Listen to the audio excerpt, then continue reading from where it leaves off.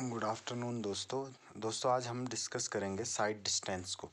तो side distance वो distance होती है जो ड्राइवर को अपना आगे की तरफ गाड़ी चलाने के लिए जितना डिस्टेंस देखने की ज़रूरत होती है वो साइड डिस्टेंस होता है।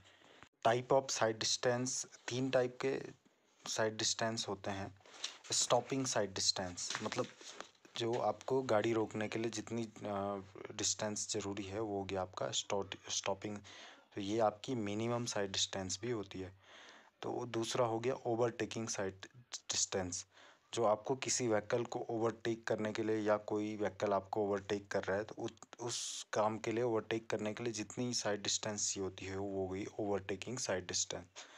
तीसरी है आपकी सेफ साइड डिस्टेंस। डिस्टेंस हो गई आपकी जहाँ पे इंटरसेक्शन होता है, जैसे 90 डिग्री पे आपकी गाड़ियाँ मिलती है। जैसे आप एक चौक पे हो गया, जैसे क्रॉसिंग पे, तो वहाँ पे जितनी साइड डिस्टेंस आपको गाड़ी को एक दूसरे से जिससे कोलिजन ना हो उसके लिए ज़रूरी होती है, वो हो गई आपकी सेफ साइड डिस्टेंस। जो तीसरी कैटेगरी आती है सेफ साइड डिस्टेंस में, उसमें 2 प्रकार की साइड डिस्टेंस होती है। इंटरमीडिएट साइड डिस्टेंस, ये साइड डिस्टेंस होती है हमारी स्टॉपिंग साइड डिस्टेंस के double.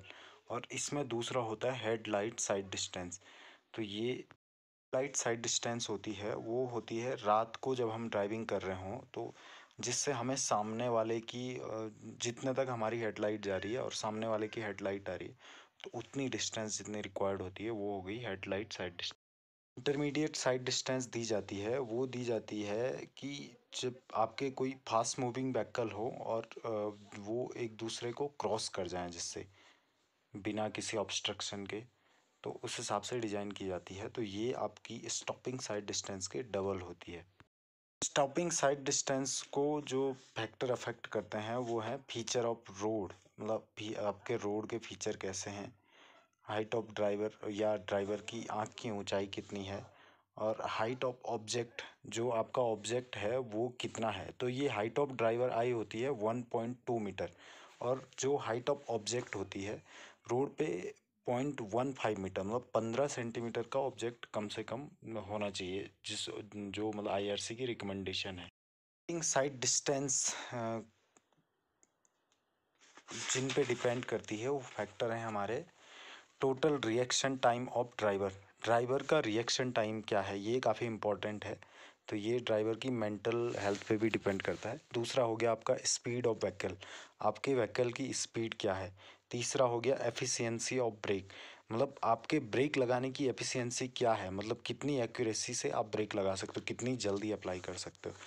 Friction resistance between road and tyre, जो हमारा रोड सरफेस है और हमारा टायर है उसके बीच कितना फ्रिक्शन रेजिस्टेंस है, ये भी डिपेंड करता है। और रोड का ग्रेड क्या है, कितना ग्रेडियंट है, कितना ढाल है रोड का, तो ये भी डिपेंड करता है हमारा साइड डिस्टेंस पे। साइड डिस्टेंस इन सभी पे डिपेंड करती है। रिएक्शन टाइम होता है, ये वो मिनिमम टाइम है कि जैसे आपके ड्राइवर को कोई ऑब्जेक्ट दिख गया और उसने उस ऑब्जेक्ट को देखने के बाद ब्रेक अप्लाई किया, तो ये वो कम से कम समय है जितने में ये कार्यवाही हो सके। तो ये हमारा हो गया रिएक्शन टाइम। रिएक्शन टाइम है, इसके लिए एक थ्योरी दी गई है PIEV थ्योरी। तो इसका मतलब हो PIEV में P का मतलब है परसेप्शन टाइम, इंटलेक्शन टाइम, I का मतलब, E का मतलब इमोशन है, और वॉली। जो परसेप्शन टाइम है वो टाइम है जो हमारी आँखों या कानों को चाहिए, जो जितने टाइम में वो हमारी इन्फॉर्मेशन को ब्रेन को ट्रांसमिट कर दे। तो ये हो गया आपका परसेप्शन। जो हमारा इंटेलेक्शन टाइम है वो टाइम है कि हमारे ड्राइवर को, जो ड्राइवर कार को ड्राइव कर रहा है उसको उस सिचुएशन को समझने में जितना समय चाहिए वो हो गया इंटेलेक्शन टाइम।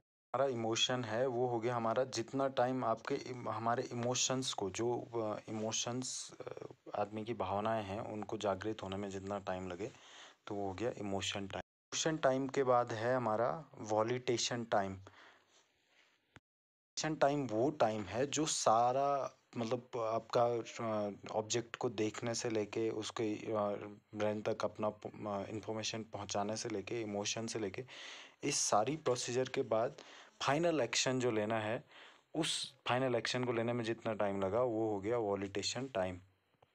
हमारा टोटल रिएक्शन टाइम है, टोटल मतलब आपका जितना रिएक्शन टाइम है वो 0.5 सेकेंड से लेके 3 to 4 सेकेंड तक होता है, तो उससे ज़्यादा नहीं होता है। इसको अफेक्ट करने वाला जो नेक्स्ट हमारा फैक्टर है वो है स्पीड ऑफ व्हीकल। तो स्पीड ऑफ व्हीकल ऐसा है कि अगर व्हीकल का स्पीड बहुत ज़्यादा है तो हमको स्टॉप करने के लिए उतना ज़्यादा टाइम चाहिए। अगर हमारा व्हीकल स्लो मूविंग है तो हमको कम टाइम चाहिए स्टॉप करने के लिए। तो ये साइड डिस्टेंस को ये भी इफ़ेक्ट करता है। हमारा एफिशिएंसी ऑफ ब्रेक, अगर हमारे ब्रेक एकदम करेक्ट है 100%, तो उसकी एफिशिएंसी 100% हो गई तो वो उतना अच्छा लगेगा। अगर ब्रेक अच्छा नहीं है तो उतना टाइम ज़्यादा लगेगा। ब्रेक की इफ़िशिएंसी जितनी अच्छी होगी उतना कम डिस्टेंस ही होगी, मतलब उतनी कम साइड डिस्टेंस ही होगी। अगर इफ़िशिएंसी अच्छी नहीं है तो उतनी ज़्यादा डिस्टेंस ही होगी। फैक्टर है वो है फ्रिक्शनल रेजिस्टेंस। तो रोड का फ्रिक्शनल रेजिस्टेंस कितना है ये भी डिपेंड करता है। तो जनरली इसकी वैल्यू होती है 0.35 टू 0.4 से। ये हमारा डिपेंड करता है कि हमारी डिज़ाइन स्पीड कितनी है। तो ये एक बड़ा फैक्टर है जो स्टॉपिंग साइड डिस्टेंस या साइड डिस्टेंस को अफेक्ट करता है। तो जो हमारा कोफिशिएंट ऑफ फ्रिक्शन होता है वो जैसे लॉन्गिट्यूडिनल कोफिशिएंट फ्रिक्शन है 20 से 30 किलोमीटर पर आवर है तो 0.4 है। 40 किलोमीटर पर आवर है तो 0.38 है। 50 किलोमीटर पर आवर है तो 0.37 है। 50 किलोमीटर पर आवर है तो 0.37 है। 60 किलोमीटर पर आवर है तो 0.36 है। 65 किलोमीटर पर आवर है तो 0.36 ही है। 80 किलोमीटर पर आवर है तो 0.35 है। एंड 100 एंड अबव के लिए भी 0.35 है। तो ये आपका फ्रिक्शनल कोफिशिएंट के वैल्यू थे जो 0.4 से लेके 0.35 तक हैं। तो ये 0.4 है आपका 20 to 30 किलोमीटर एंड 0.35 है 100 किलोमीटर एंड अबव के लिए। हमारा स्टॉपिंग साइड डिस्टेंस के लिए एनालिसिस है, उसमें सबसे पहला टर्म है लेग डिस्टेंस। तो ये लेग डिस्टेंस का जो फॉर्मूला है वो है V/T/M। जो इसमें V है वो है व्हीकल की स्पीड, T टाइम है और M आपका E का वैल्यू होता है 2.5 और V और M डिपेंड करेंगे आपके सिचुएशन के हिसाब से। डिस्टेंस के लिए हमारे पास एक फार्मूला आता है L=V²/2GF। हमारा ब्रेकिंग डिस्टेंस का फॉर्मूला है, ये दिख रहा है आपको स्क्रीन पे, देखिए L=V²/2GF। तो L हो गया आपका ब्रेकिंग डिस्टेंस, ये मीटर में है, और V आपका हो गया स्पीड ऑफ व्हीकल की स्पीड कितनी है, ये हो गया आपका V। तो इसका ये लिया जाएगा मीटर पर सेकंड में। और जो हमारा फ्रिक्शनल कोफिशिएंट है F है, उसकी वैल्यू होगी 0.4 से 0.35 तक। तो ये डिपेंड करेगा आपका कि आपके व्हीकल की स्पीड कितनी है। और आखिरी है हमारा G, acceleration due to gravity. तो इसकी वैल्यू होती है 9.8 मीटर पर सेकंड। जो नेक्स्ट फार्मूला है वो हमारा है stopping sight distance on level road. Stopping sight distance के लिए जो स्टॉपिंग साइड डिस्टेंस होती है वो होगी आपकी lag distance plus braking distance. तो लेग डिस्टेंस हमने पहले कैलकुलेट की थी जो थी VT मीटर में, और प्लस V²/2GF हो गया आपका जो हमारा ब्रेकिंग डिस्टेंस थी। तो stopping sight distance is equal to हो गया VT+V²/2GF। अब इसमें V आपका स्पीड ऑफ व्हीकल है, और T आपका टाइम है, रिएक्शन टाइम, और G आपका एक्सेलरेशन ड्यू टू ग्रेविटी है, और F आपका फ्रिक्शनल कोफिशिएंट है। हमारा ये फॉर्मूला है ये लेवल रोड पे अप्लाई होगा, मतलब जहाँ ग्रेडियंट नहीं है, बिल्कुल ग्रेड नहीं है, वहाँ अप्लाई होगा ये फॉर्मूला। जब हमारा रोड ग्रेड पे होगा, मतलब जैसे ढाल होगा, ग्रेड होगा, असेंडिंग या डिसेंडिंग जिस टाइप का भी होगा, तो उसके लिए +-N% का हिसाब जोड़ा जाएगा उसमें। तो जो ग्रेड पे होगा, ग्रेडियंट जहाँ पे होगा वहाँ पे जो फार्मूला लगेगा वो होगा आपका VT+V²/2GF +-0.01N। हमने ग्रेडियंट के लिए बताया वो फार्मूला कहाँ से आया, वो फार्मूला आया आपका काइनेटिक एनर्जी इक्वेशन से। तो ये है F W+W N/100 is equal to half WV²/G। तो इसको हमने दोनों साइड से इक्वेट किया तो हमारा बचा L=V²/2GF +N/100। तो L is equal to V square upon 2GF plus N upon 100 हो गया आपका असेंडिंग ग्रेडियंट के लिए। और जब डिसेंडिंग ग्रेडियंट के लिए होगा ये फॉर्मूला हो जाएगा L is equal to V square upon 2G into F minus N upon 100। तो यहाँ डिसेंडिंग में माइनस हो जाएगा और असेंडिंग में प्लस हो जाएगा। तो जो हमारी फाइनल इक्वेशन बनेगी स्टॉपिंग डिस्टेंस ऑन ग्रेडियंट के लिए एस डी ये मीटर में होगी is equal to V T plus V square upon 2GF plus minus 0.01 n।